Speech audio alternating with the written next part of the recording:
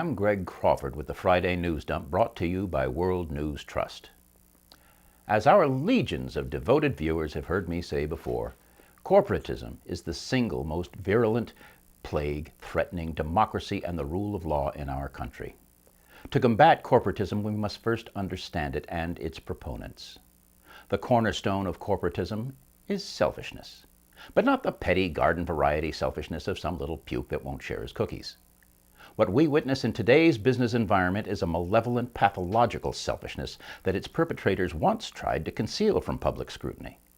But nowadays they don't even bother to try and make a pretense of hiding it. Over the past 30 or 40 years, it has become revered as some sort of perverted virtue. Wait, what? Yes. The bitch goddess of greed, Elisa Rosenbaum, better known as Ayn Rand, even wrote a book called The Virtue of Selfishness. No, I am not kidding. It is a difficult read, not just because it is so poorly written, but also because its subject is such a reprehensible concept that even its title is repulsive to anyone with a conscience. But the book was not written for people of conscience.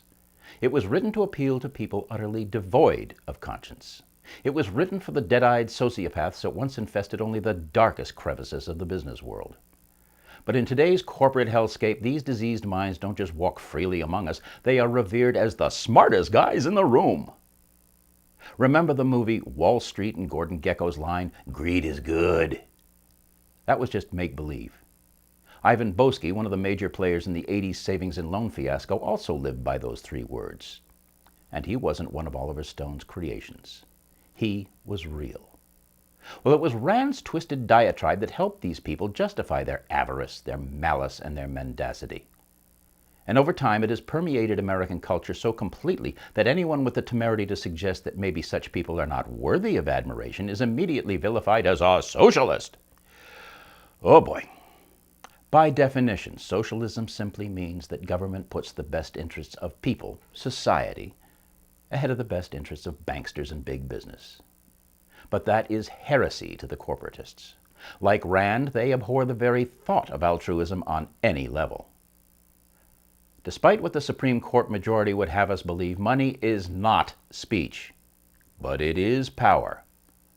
And that's why one-percenters can never get enough of it.